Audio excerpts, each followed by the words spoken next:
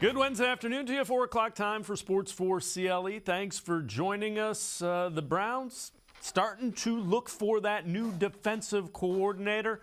They confirmed that today out in Berea, Jim Schwartz, assistant with the Titans, longtime defensive coordinator, has some head coaching experience, is in Berea to interview for the open defensive coordinator's job. This is from an article, Super Bowl week 2018, when Schwartz was the defensive coordinator for the Eagles, playing in that Super Bowl.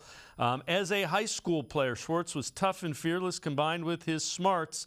He made him everything you'd want in a player. He'd kick your butt and outthink you while doing it. We go a little bit further into that same article. Now in Philadelphia, coordinating the NFL's fourth stingiest defense. That was the year the Eagles went to the Super Bowl. The degree which he transformed the Eagles' D cannot be overstated. It was a wreck. He turned them into the defense that was a lot like him. Not the fastest, but more than fast enough. It was smart and studious. It didn't make a ton of mistakes and made opposing offenses pay if they do. Let's welcome in Mary Kay Cabot, Browns beat reporter for The Plain Dealer, as well as cleveland.com. Mary Kay, there are some ties to both Andrew Berry and the Browns for Jim Schwartz. Mentioned the Eagles. That's Andrew Berry was part of that organization with Howie Roseman. He started his career as a scout for Bill Belichick. I know you're aware of him. What is the MO, if you will, for Schwartz?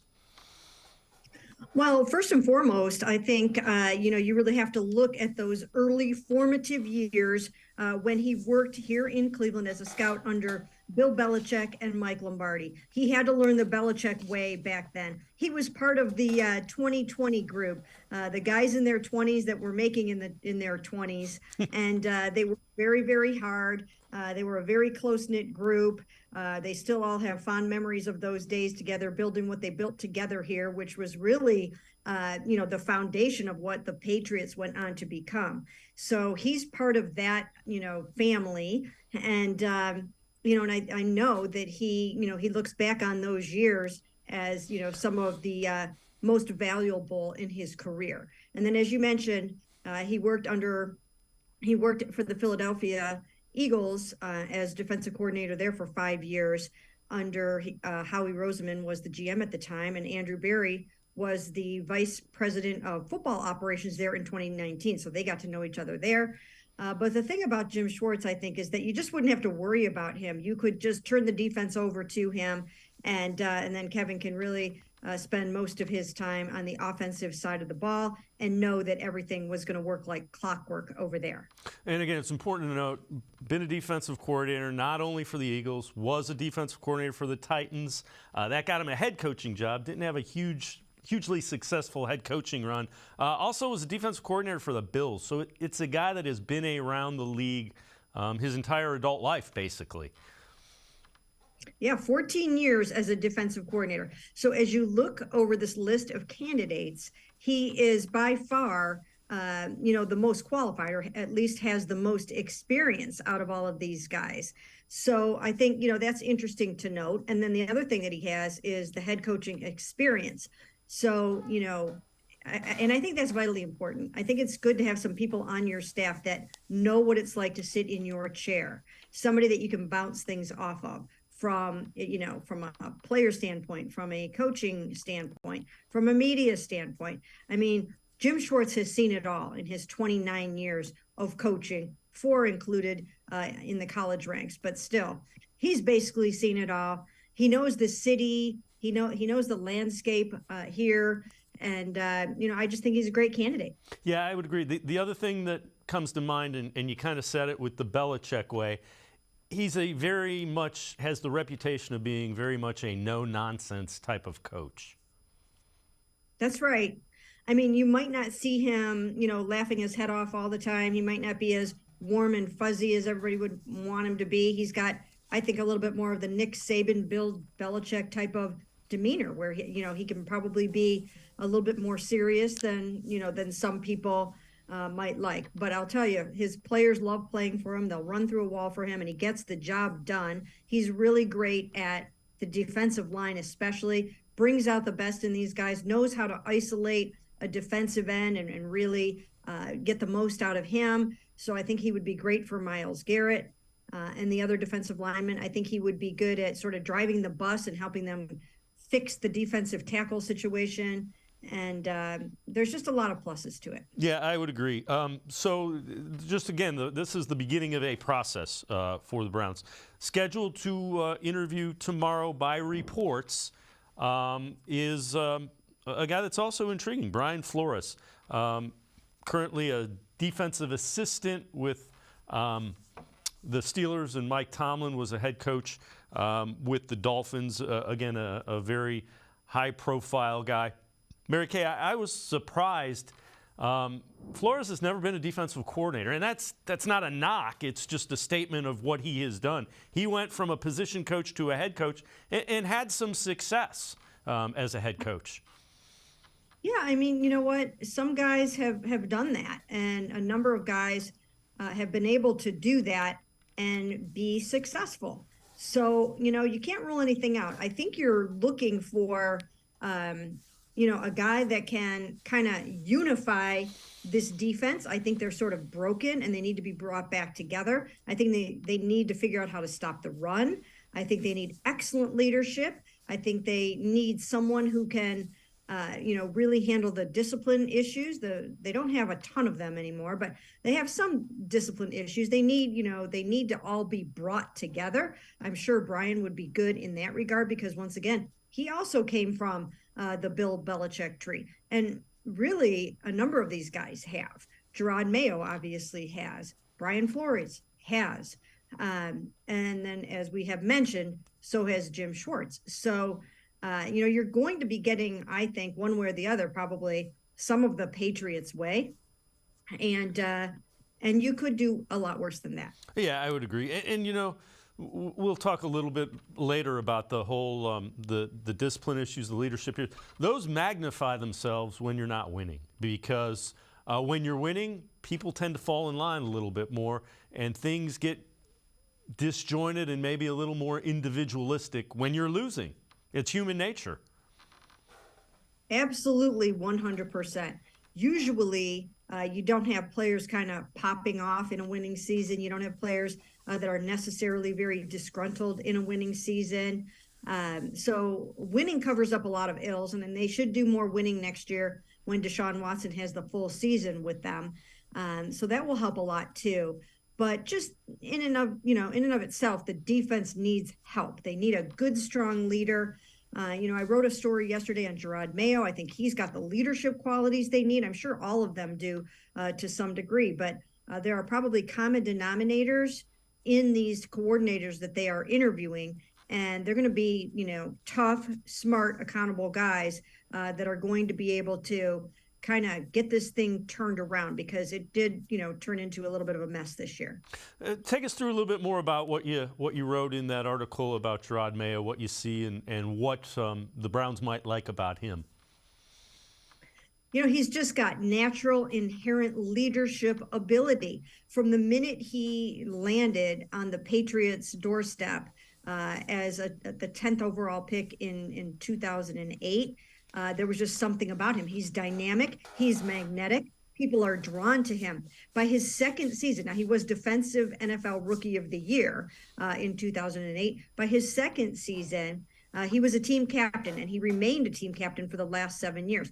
And he was the guy that the veterans, some big name, future Hall of Fame veterans, counted on to walk into Bill Belichick's office and ask him, could they maybe not wear pads today? Or, we're a little bit tired. And, he wasn't afraid to do that. And he was funny the way that he's talked about it, too. He was saying, my mom always said, the answer is always no until you ask. And he said to himself, I can take him. I can take Belichick. I'm going in. So, I think he's got that sort of quick wit. He reminds me, and just doing my due diligence on him, he reminds me sort of a combo between Jacoby Brissett and Anthony Walker Jr. When you run the middle of the defense and you're calling the defensive plays, you just do almost have a coach's mindset. You have to get everybody lined up right, and you know what's going on inside there. You know what everybody's job is supposed to be. So he's got that. He's just got that sense of humor. I was very, very impressed with him. He does not have coordinator experience, but he has interviewed 3 times for a head coaching job, twice last year, once the year before. You don't get those kind of interviews unless some people are saying some really, really good things about you. His teammates rave about him. His players have raved about him. So he's very intriguing. I think they've got a good lineup to choose from here. All right, before we go to break, let's head to the voicemail of Truth and Reason for the first time today. Hey, Dave, Frank from Cleveland. Quick question for you. How come Mike Zimmer's name hasn't surfaced? Because he's with Colorado and Dion, but he's not the defensive coordinator, I don't believe. And I was just wondering, was there bad blood between him and Stefanski from when Stefanski and him were in Minnesota? Just see if you could give me some kind of info on that. Appreciate the show. Love you, brother, and be good and be safe. As always, appreciate all of the voicemails. Mary Kay, I'm not aware of any bad blood between Zimmer and Coach Stefanski. I think he was actually named the defensive coordinator for Colorado for Deion Sanders. He wasn't at Jackson State. I think when he took the job at Colorado, he became the defensive coordinator. That wouldn't prohibit him from coming to the NFL. I'm not aware of any bad blood. What are your thoughts about Zimmer? I don't know if you necessarily want to hire your former boss to work under you. I just don't know. I mean, sometimes it is better to just kind of separate and move on and do your own thing. That doesn't mean there's bad blood. It just means that that you might want to do things your way without somebody on the staff that has been in charge of you before. I don't know how that dynamic might work, but I don't really see that happening. If it were going to happen, he probably would have been in this first wave of interviews that they were going to do. And, we haven't heard his name yet. So I'm going to say that is one that probably will not happen. Mary Kay Cabot, Browns beat reporter for Plain Dealer, cleveland.com, and I are going to step aside, take a quick timeout. Other side of the break, we'll hear a little bit from Kevin Stefanski on culture and communication. Sports4CLE will be right back. Stay with us. The Ohio Lottery Partners in Education program recognizes role model students and teachers from across Ohio. Nominations can now be done completely online. To nominate a deserving teacher or student, go to ohiolottery.com. In the About section, find Partners in Education. There you will find links to the nomination forms. Students kindergarten through 12th grade can be academic all-stars. Teachers can be honored as a Teacher of the Month. The Ohio Lottery Partners in Education, where stars shine. The Greater Cleveland Sports Hall of Fame celebrates the star athletes and notable sports figures who were born or have made their home in Greater Cleveland. It tells the story of discipline, commitment, perseverance, sportsmanship, and excellence in achievement. It encourages and inspires those who believe in sport and its direct impact on the well-being of our community. Go to clevelandsportshall.com or follow us on Twitter at GCLE Sports HOF for more details.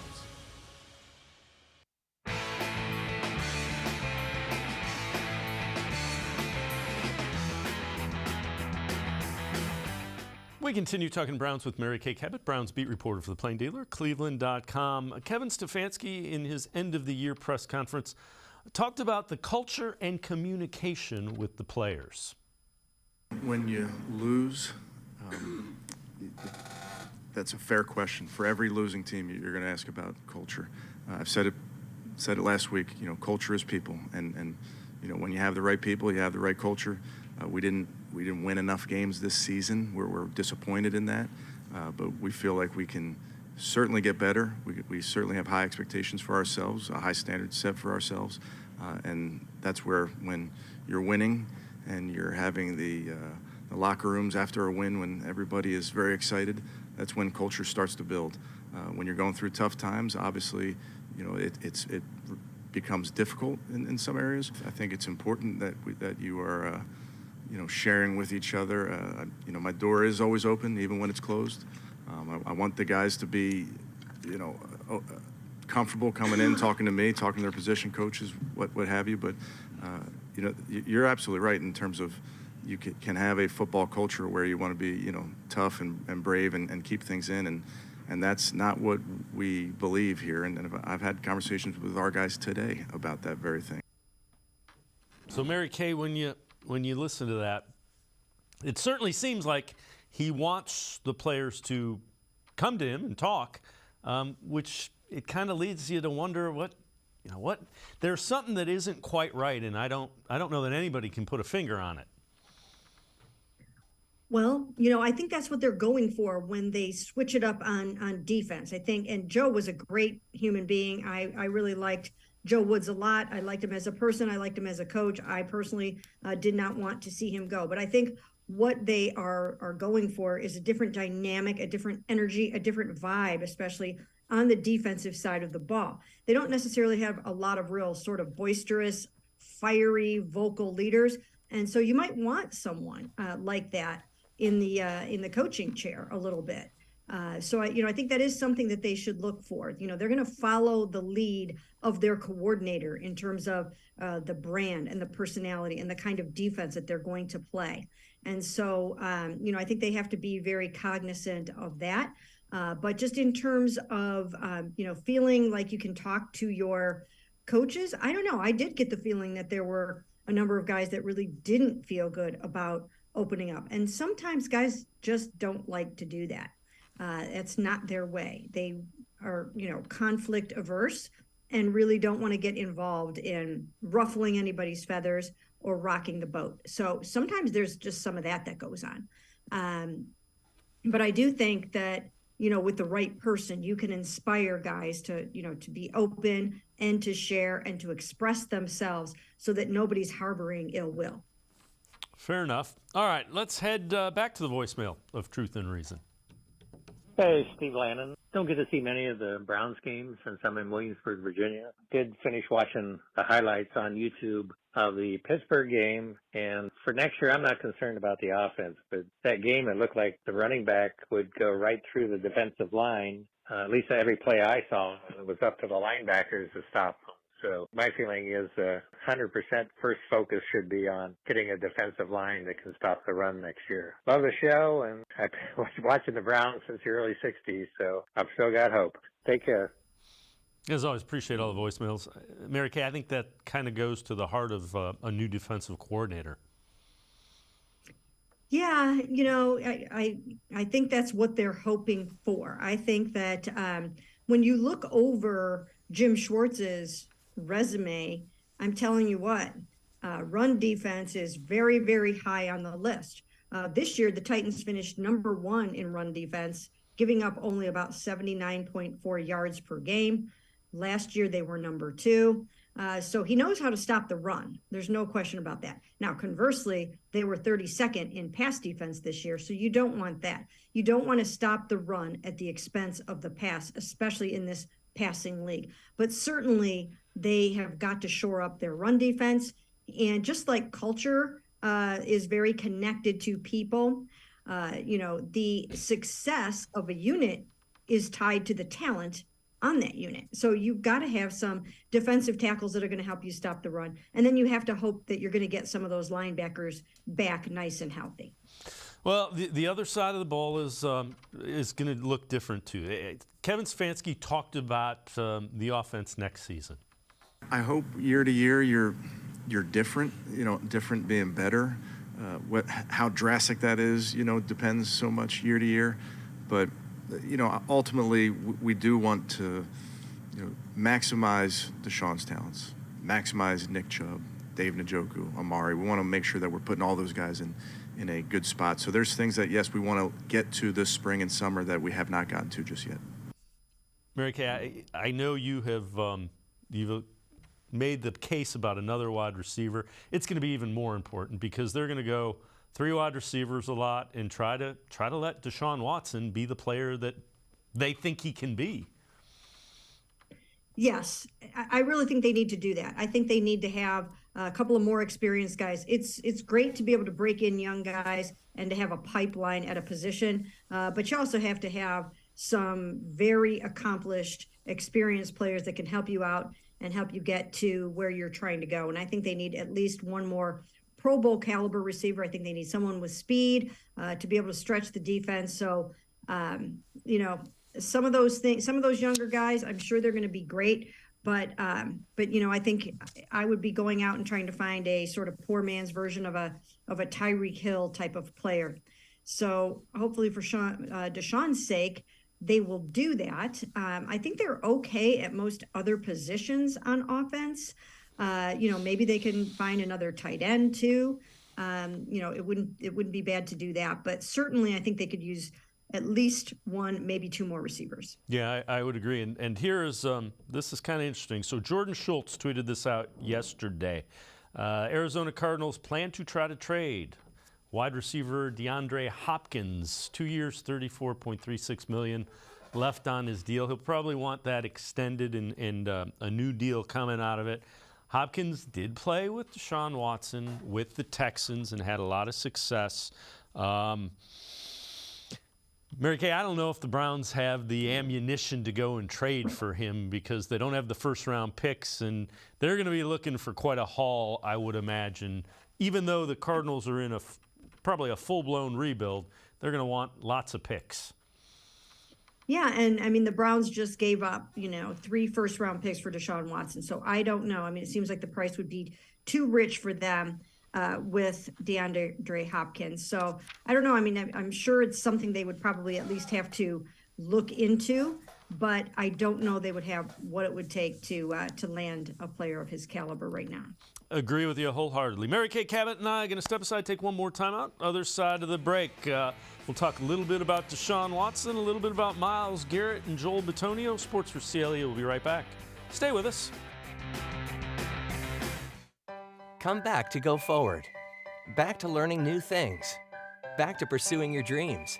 Tri-C has flexible learning options to fit your life. And every year, more than 1,000 local companies provide Tri-C students with real-world learning.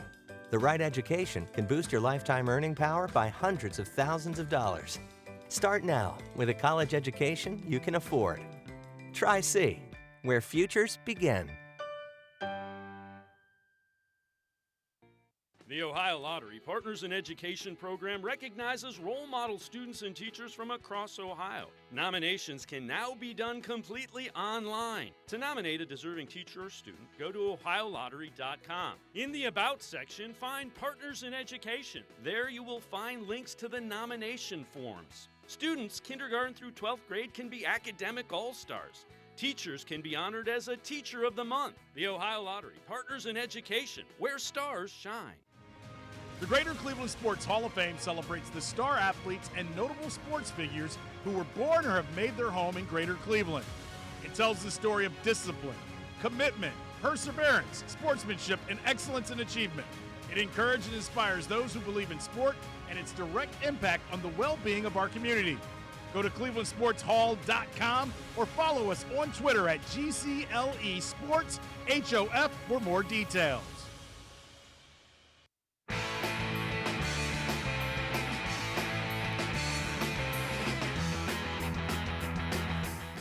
We continue talking Browns with Mary Kay Cabot, Browns beat reporter for the Plain Dealer and cleveland.com. Let's head back to the voicemail of Truth and Reason.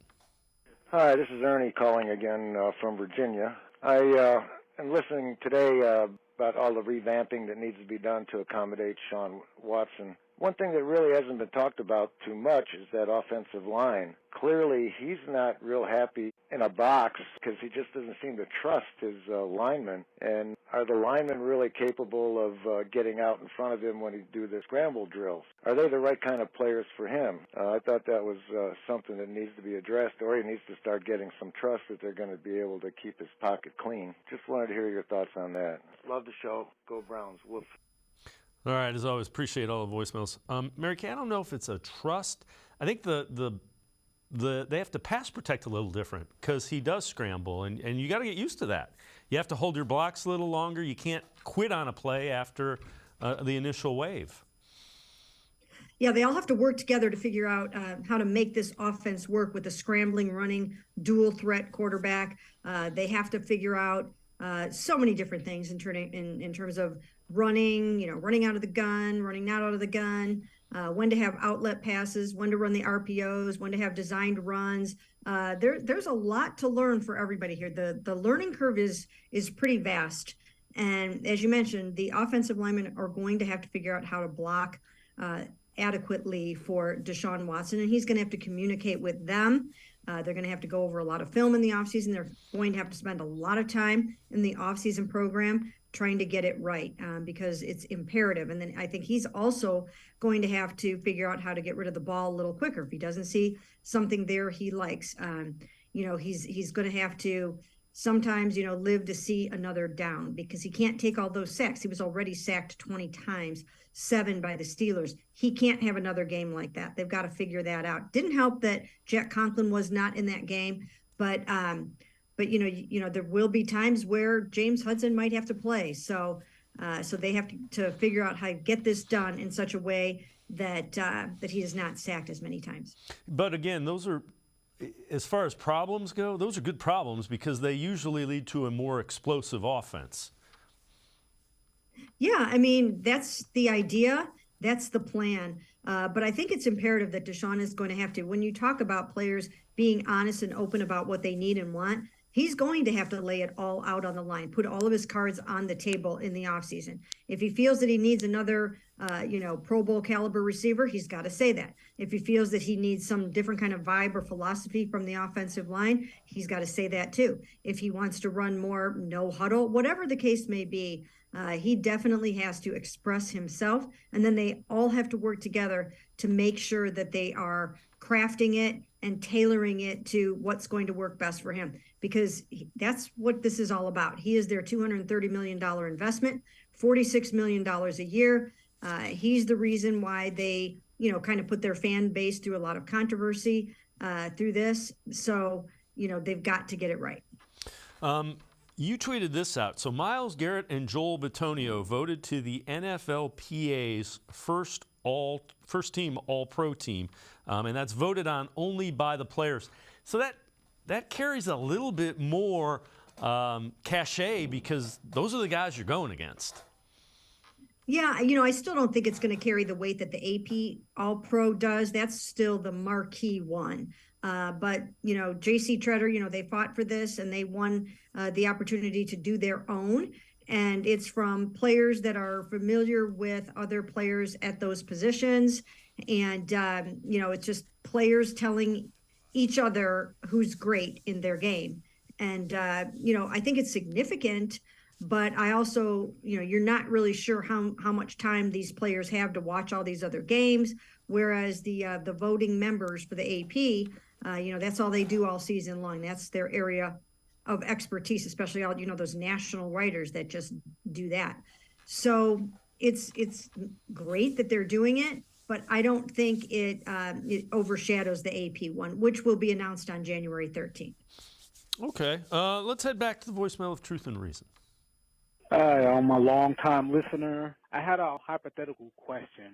Would the Browns consider trading Myles Garrett to the Bears for that first overall pick, since they do need defense? And if the Bears were open to trading that pick to us for Myles Garrett and maybe a couple other players, would the Browns get that first pick and trade it and recoup the draft picks that they got for Watson? Basically restocking the team with younger talent and also getting under from Myles' contract and creating more cap space. It's all hypothetical. I know Myles is a cornerstone player. He's a generational talent. But fans are saying we don't want to waste a man's prime of his career. He's in the prime of his career. He's getting double-digit sacks every year. He's not getting any younger. Strike while the iron's still hot. Think about it. Trading Myles for a top 5 pick, then getting that pick, and trading it and getting the pick that we lost in the Watson deal. Thank you very much. As always, appreciate all of the voicemails. Mary Kay, I think they think their Super Bowl window is open, so you don't trade your best player. You'd be hoping to find a Myles Garrett with one of the many picks that you got, and you probably won't do it. Myles Garrett's headed to Canton. I mean, if he doesn't get hurt and continues to do what he's doing, he's a Hall of Famer. Yes, absolutely. And so I really don't think that they will do that. As you mentioned, the Super Bowl window is open. Now they've got their defensive star in Myles Garrett. They've got their offensive star in Deshaun Watson. I think they feel like they have what they need on both sides of the ball to get the job done. And now they have to kind of pull it all together. It's not going to be easy because the AFC North is such a difficult division that, it's just not going to be easy to win that division or to get out of that division and get into the playoffs. But But certainly now they feel like they have the key piece on defense and the key piece on offense to get the job done. And if they keep fortifying both sides of the ball, this offseason with a defensive tackle and a receiver and a few more things, I think they'll feel like they're right there. So before I let you go, what areas are critical? You know, if you were going to prioritize, they need to get this absolutely right to take that step to being a contender. What do you think it is? Pro Bowl receiver, another premier edge rusher now, with Jadavian going to be gone to pair with Miles, and then a really, really good, I would think, a Pro Bowl caliber defensive tackle. If you can get that and then you get some of your linebackers back healthy, I think you'll probably be okay. Then you need to fill in other parts. But from a blue chip standpoint, receiver, defensive tackle, and edge rusher. Mary Kay Cabot, Browns beat reporter for the Plain Dealer and cleveland.com as always. Thanks so much for the time and the insight, Mary Kay. Appreciate it very much. Sure, thanks for having me. Mary Kay Cabot, make sure you check her out. Cleveland.com and the Plain Dealer, the top Browns coverage around. We're going to step aside, take a quick time out. We'll continue talking Browns. Casey Kinnamon from Dawg Pound Daily straight ahead. Stay with us. Sports4CLE will be right back. Come back to go forward. Back to learning new things.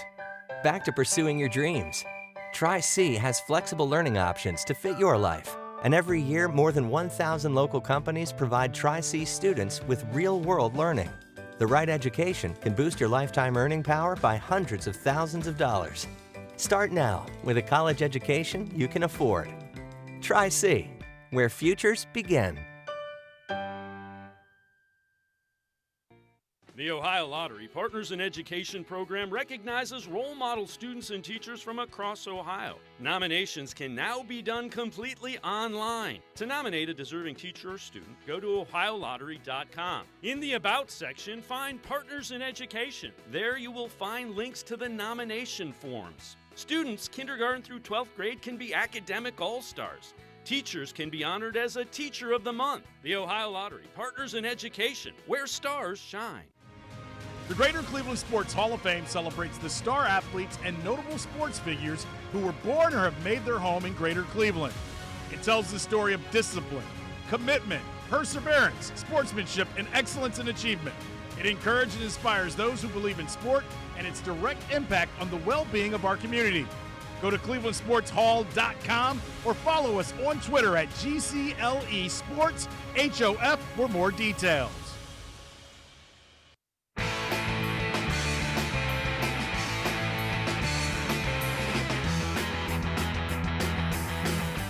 We continue talking Browns here on Sports4CLE. Let's head back to the voicemail of Truth and Reason.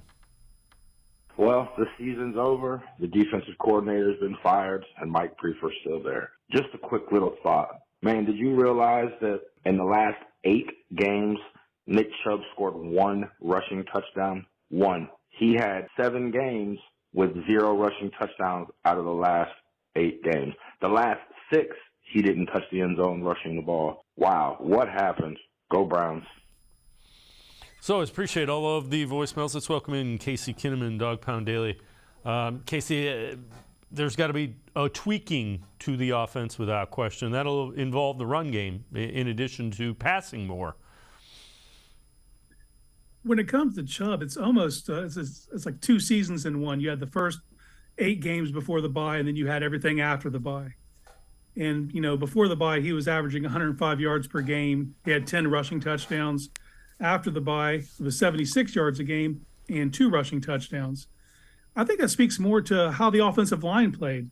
You know, after the bye week, there was just something off. And you can point to injuries, you know, Pochich being out of the lineup for a good bit, you know, Teller with his calf, Conklin all banged up, the inconsistencies of Wills. And you add all that together, and it's tough sledding for a running back, you know, even one as talented as Nick Chubb. Yeah, let's look at this. We found this really interesting when we dug this up. So this is Nick Chubb's 2022 season in thumbnail. He had 302 carries. That's a career high. 1,525 yards. It's career high. 5.1 yards per carry. 13 touchdowns. Career high. 239 receiving yards. 69 first down carries. Career high. averaged almost 91 yards a game, and he started all 17 games. I mentioned the carries, and this surprised me. Only Derrick Henry and Josh Jacobs had more carries. Only Derrick Henry and Josh Jacobs, and those guys get run into the ground, had more carries than Nick Chubb. So there's something that they got to figure out moving forward, and I don't know that it's running him more. It's throwing so that he faces lighter boxes and can be more effective. Yeah, it's more about efficiency than anything else, right? And that 302, that's that's kind of misleading because, in 2019 he had 298 carries on one fewer game. So he's seen this kind of usage before. But, and Nick's a special athlete, and I believe that if you, like you said, if they're able to be more efficient and throw the ball with greater regularity to kind of ease up the boxes, lighten everything up, and give him some easier rush lanes, it would make it easier on the offensive line as well as Nick. But, this is a modern NFL. You're going to have to throw the ball to kind of loosen everything up. And I think that's what they need to focus on going into next year because Chubb's going to be solid. Yeah, and you know what? He's people are going to find out he can catch the football if you throw it to him. I wouldn't say he's a scat back, but he's a guy you can throw the football to, and he will turn it into a positive play. Yeah, he's not a nuanced route runner by any means, but he's dangerous with the ball in his hand, and he works really well in the screen game, outlet passes, things of that nature. And I think you're going to see more usage of that now, especially that Kareem Hunt's going to be moving on. So this is another thing that's kind of eye-opening, and fans know this without question. Browns offense averaged 12.8 points per game the last 6 weeks of the season. Only the Ravens, and they didn't have Lamar Jackson, and the Jets, and they had Zach Wilson, averaged fewer points per game. So that's troubling. But again, I think I naively thought it was going to be, Watson comes in, the offense goes, and it doesn't work like that. Yeah, well, I think we all did. I think we were all in that boat. That's anemic. 12.8, you're not going to win. I don't care if it's the 85 Bears on the other side of the ball playing D for you. That's tough sledding. And they got to figure it out. This whole offseason has to be pulling everything apart and figure out where they can implement new things because offensively, this is the same cast of characters you're bringing back next year. Defensively, you can kind of look at it different because you're going to have a new voice leading it, some new schemes, wrinkles. We don't know what that's going to look like. But this is the personnel you're bringing back on offense. So they got to figure that out. And that starts at the top with coaching, play calling, down to the implementation, and execution on the field. So it's all needs to be examined this offseason. So Andrew Berry, wrapping up the season, the end of the year, get together with the media, talked about the challenges of having back-to-back disappointing seasons after that playoff season. I say this every year. Every season is unique. We work in a super competitive sport, super competitive industry.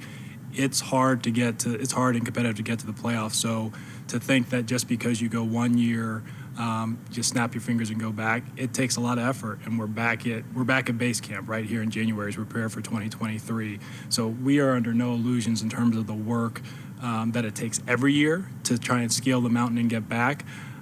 Kevin may know the statistic better than I do, but how much turnover is there per year? How many new playoff teams per year? I'm putting you on the spot? Yeah, put me on the spot. Well, it's a fair amount of turnover. Research department, get on it. There we go, right, for Tony. But basically, look, it's hard. It's hard, and we don't underestimate that by any means. Casey, the old thought is it's more difficult to become a consistent playoff team from a mediocre team than it is to get from the 3-4 wins to the 8-9 wins where they're at. So they've kind of gotten to that mediocre. Now it only gets tougher to be a consistent playoff team. Yeah, they climbed that first level, from just being abysmal to now, they're in that 7-8 win range. And I think they were 2-5 in 1-score games this year. It comes down to the little things, those say 3 plays go their way, they're 10-7 and they're in the playoffs and we're feeling good about the situation, but they didn't. So we're here now, and they have to examine everything. They have to really take a look at themselves and see what caused this. This team is way too talented to be sitting home right now in January at 7-10, and that's the reality of the situation. And they have to look themselves in the mirror and find out why that is.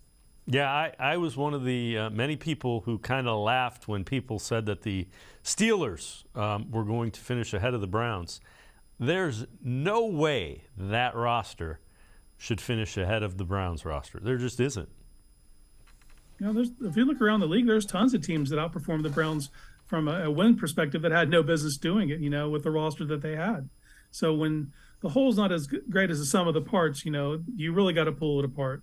And that's what this offseason is going to be about. And strap in, because if you thought last offseason was long, this one's going to be a doozy. Yeah, and there are not going to be the big splashy additions because there will be additions. It's just you're not going to get the high-profile ones because you just can't. You have your high-profile players.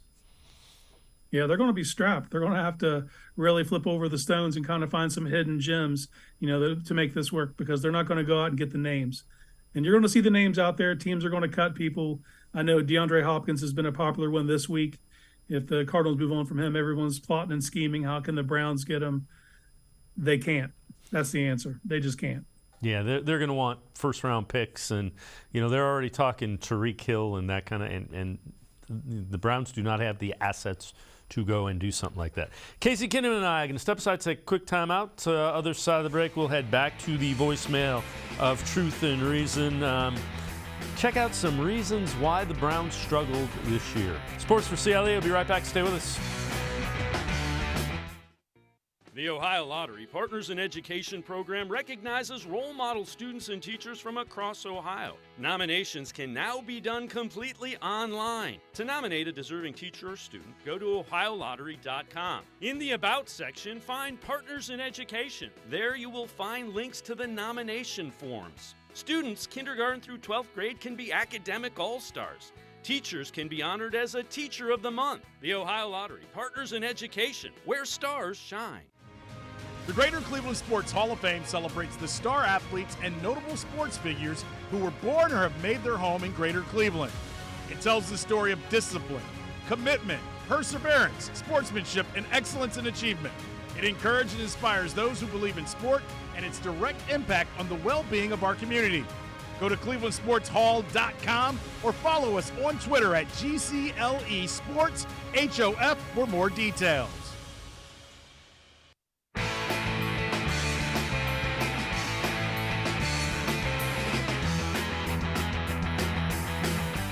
We continue talking Browns here on Sports4CLE with Casey Kinnamon from Dog Pound Daily. Let's head back to the voicemail of Truth and Reason. Yes, I was wondering, do anybody understand that the head coach has helped lose some games for us this year by his 4th and 2s and 4th and 1s and field goal range, taking a $230 million player out so you could have a second screen quarterback throw a pass in the win. It's just decisions that Stefanski is making. I don't think he's ready for the big leagues yet. What do you think? Go Browns. Appreciate all of the voicemails.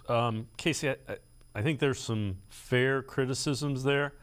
I want to see him with an elite quarterback that he can prepare with and get ready for.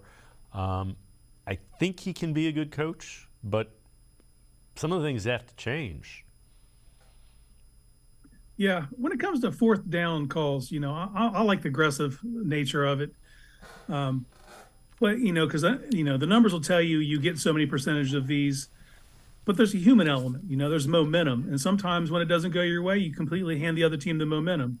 And momentum can't be calculated. So it's one of those things, like I just know from watching the sport, it exists. You know, you can see, you can feel it.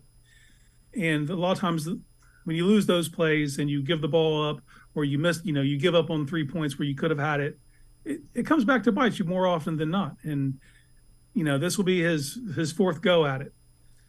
What has he learned? What has he learned about himself? You know, because you also don't want him getting ultra conservative just for the sake of it, but it's a feel thing. And sometimes it just felt like he didn't have it. Yeah. And again, analytics has this negative connotation with the Browns fan base. Just take into account the people that you have in addition to, I don't want, you can't completely turn your back on what the numbers say as far as conversions and down and distances. But be a little people conscious, I guess, is what I would say. Yeah, there's a human element, and you have to factor that in, and that's not going to equate with your numbers. It's just you have to have a feel for it, and you see coaches that do, and they know when to dial it up and when to dial it back. And analytics itself, people get worried like it's going to become sentient and make your decisions for you. It's not. There's a human at the top of this who has to make those decisions, and you don't have to live and die with the results of those, and that's where Stefanski is right now. All right, so one of the things that has gone back and forth is the contract Deshaun Watson had. This morning on ESPN's Get Up, Dominique Foxworth talked about that contract relative to the situation going on in Baltimore with Lamar Jackson. They're still not sure he's going to be able to play. Here's Dominique Foxworth. If I'm Lamar Jackson, he's a better man than me, but I'd be quiet quitting on the Ravens until they gave me the money that I deserve. Just walking around there like, I don't know, my knee hurts a little bit. But I do understand why Lamar would not be motivated to play. But in the Ravens' defense, I understand why they would not want to pay him what he wants. If what he wants is the Deshaun Watson deal, if I was the Ravens front office, I would say just because the Browns are dumb doesn't mean we have to be. Giving a fully guaranteed contract to a quarterback who is underachieving is a cautionary tale. And Casey, underachieving is a little rough in that context just because it's 6 games. It's a new system after not playing in 700 days or whatever it was. It'll be interesting to see, does his contract set the benchmark? Because you're going to have Joe Burrow and you're going to have Justin Herbert. You're going to have a couple of guys that if you don't pay them that kind of money and I'm them and I'm their agent, I'm telling them don't sign. I think 3 or 4 years from now, this is the standard, not an outlier. But it is an outlier right now because we've seen some quarterbacks get paid since Deshaun. You saw Kyler, get his extension. It's not all guaranteed. And it's up to the quarterbacks to fight for that. But I think it'll become common practice down the line. But, if I'm the Browns and I messed up that situation in Baltimore, good. Yeah. And it's not apples to apples comparing that. Like you said, 6 games, new system. They know what they have in Lamar. And if they don't think he's worth it, fine, don't pay him.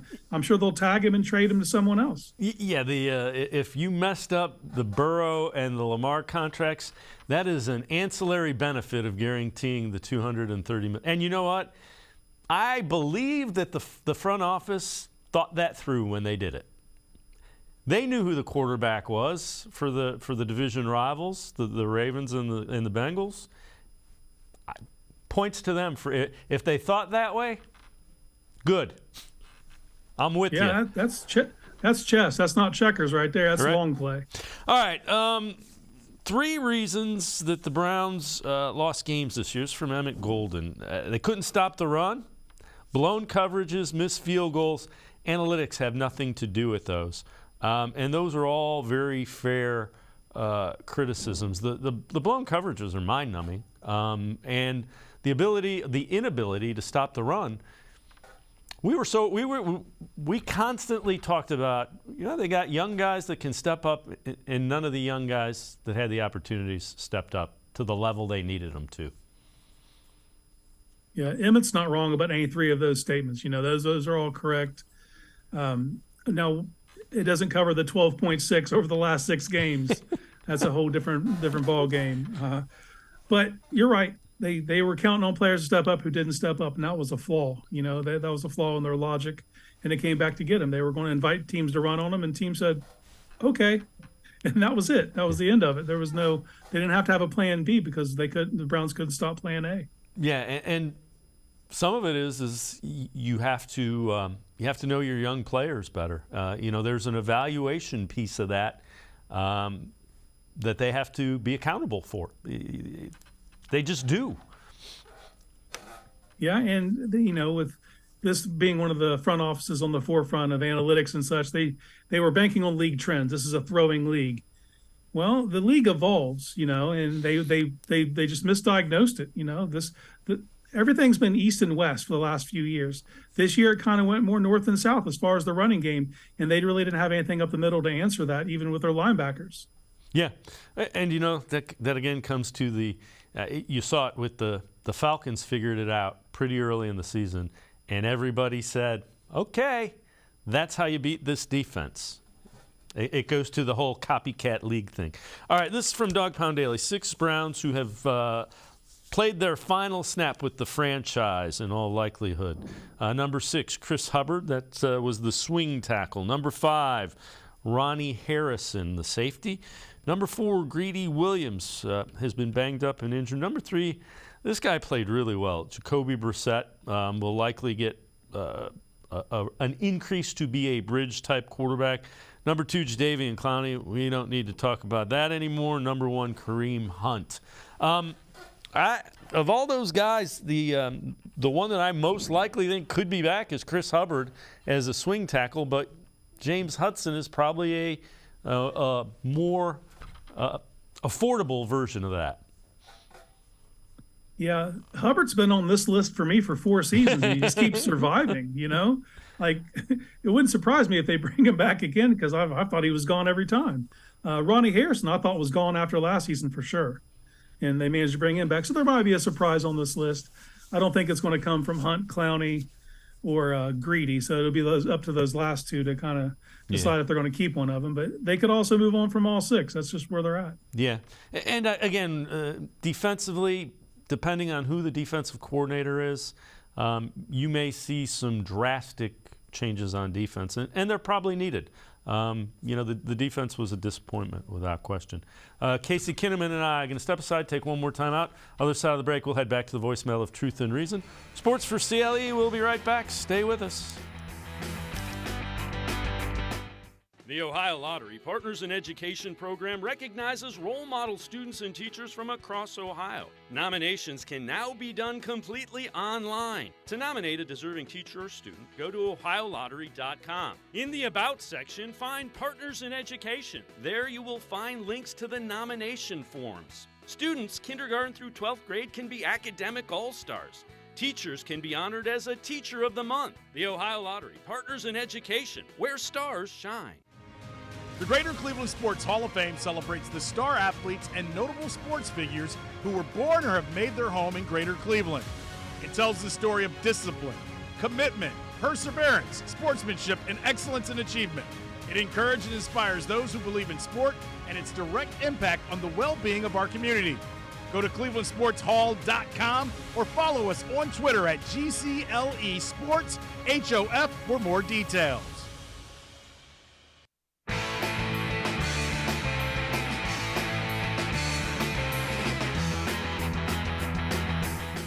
We continue talking Browns with Casey Kinnamon from Dog Pound Daily. Let's head back to the voicemail of Truth and Reason.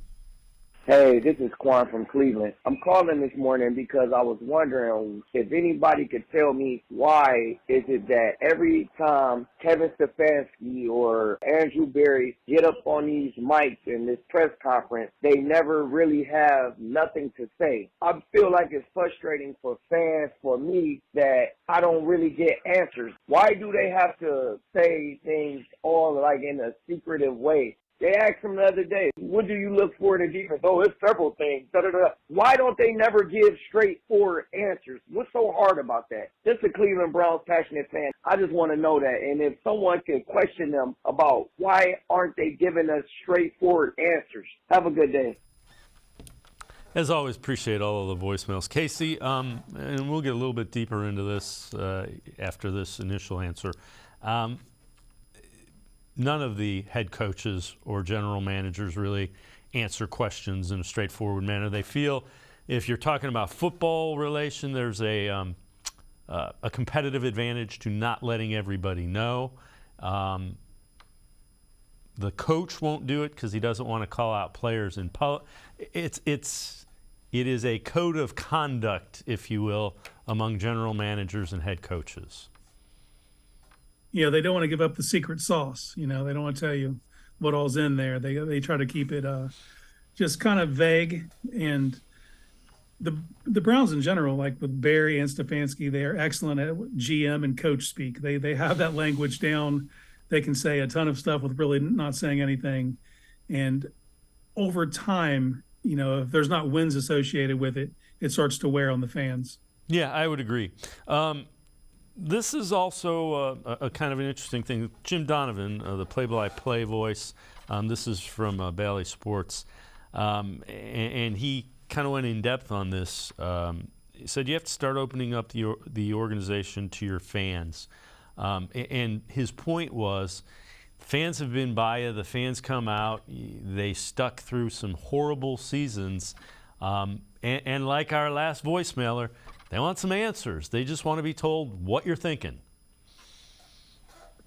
Yeah, first we need to acknowledge like how blessed we are as fans to have Jim Donovan as the voice of the Browns. He's as good as there is. He's the best. And in this instance, he's trying to do the front office and the head coach a solid. You know, he's kind of letting them know what the perception is. And the perception that right now, like I said, because there's not a lot of wins associated with them, is that they're kind of arrogant in their approach. You know, they get on the mic and they kind of hide behind their process and they defend everything with their process. But, you know, you're dealing with a fan base that's tired of losing, and they're tired of being tired at this point, you know, and they want to know what's going on behind the curtain. And I think one major way they could do that is just admit fault where there's fault. You know, you don't even have to get into the nuts and the bolts. You don't have to tell them everything. But, you know, with Andrew Berry in particular, what do you see him 5 or 6 times a year? What would it hurt to – he could even use his GM speak to get on the mic and say, you know, after re-examining the situation, we underestimated the importance of a few positional groups. You know, you don't have to come out and say we botched defensive tackle, you know, but just kind of give them an olive branch, man. Just, you know we made some mistakes and we're going to work on it going forward, but they don't. They just deflect and use that vague coach speak, and they just hide behind the process. And like I said, over time that wears on fans, and rightly so. You know, they need to find ways to communicate better and kind of let them know what they're thinking. They obviously can't give us specifics, but they definitely could be more accommodating in that nature. And again, it's not new to the Browns. All organizations do that. I know it doesn't make it any better. It's more frustrating because the Browns have been kind of stuck in this trying to get out of mediocrity now for a couple of years. All right, let's move on. Highest graded Browns defensive players in 2022, according to Pro Football Focus. Well, it's no surprise that Myles Garrett is number 1. Look at the number 2. There's that's not a drop-off. That's a cliff. And it's Jadeveon Clowney, who didn't play a lot of games. Third highest is Martin Emerson, a rookie who you didn't expect to play a whole lot. Greg Newsome, and then Sione Takitaki, who, again, was a guy you didn't expect to play as much as he did, and he got hurt. Those grades show you how much of a struggle it was defensively for the Browns. Yeah, for me, what jumps off the page is the names you don't see on that page. You don't see Denzel Ward. You don't see J.O.K. or John Johnson, these guys that you were expecting to be, you know, linchpins of the defense. And that's one reason why it was very disappointing, you know, their performance this year. They got to get better play out of the players they're expecting. You know, the Emerson, that's a pleasant surprise. That shouldn't be your third best player, not as a rookie. Now, if he were to make that jump next year, that would be more in line with what you could expect. Same thing with Newsome. But, you know, you need to see Denzel's name up in there. They're paying John Johnson like a top-tier safety. He's not playing like it. You know, I would have even Grant Delpit. You want to see those are the names you want to see on that list because you need your guys that you're expecting to perform at a high level. Yeah, my reaction to seeing that is you were asking those guys, I think, Ward and Johnson, and they figured out Delpit. You're asking them to do things that weren't their strengths. I believe that's the reason Joe Woods is no longer the defensive coordinator. Well, if we re-examine this list this time next year, you know, whoever the DC is that comes in, they know what they're coming here for and the personnel that they have. And you got to play with your players, man. You got to accentuate their strengths and play to them. And that didn't happen with this last coordinator. So they'll be tasked with that. And you should expect to see those names on this list next year. Yeah, I would agree with you, Casey. I would say if you accentuate your players' strengths, you are coaching. That is the definition of coaching. Minimize what their weaknesses are, accentuate their strengths. That is good coaching. Casey Kinnamon, Dog Pound Daily, as always, great stuff. Thanks so much for the time and the insight, Casey. Appreciate it very much. Yeah, anytime. Thanks, Dave. All right, before we go, a quick Cavaliers note. Adrian Wojnarowski reports that after full season rehabbing his torn ACL, Ricky Rubio targeting tomorrow against the Trailblazers in Portland for his return. Rubio has been practicing. If all goes well, practice today, shoot around tomorrow, he will be available to play against the Portland Trailblazers tomorrow night. So good news for J.B. Bickerstaff and the Cavs. It appears Ricky Rubio will make his season debut tomorrow in Portland. That's going to do it for this edition of Sports for CLE. We will see you back here tomorrow at 4 o'clock. Have a great night, everybody. See you tomorrow at 4 on Sports for CLE.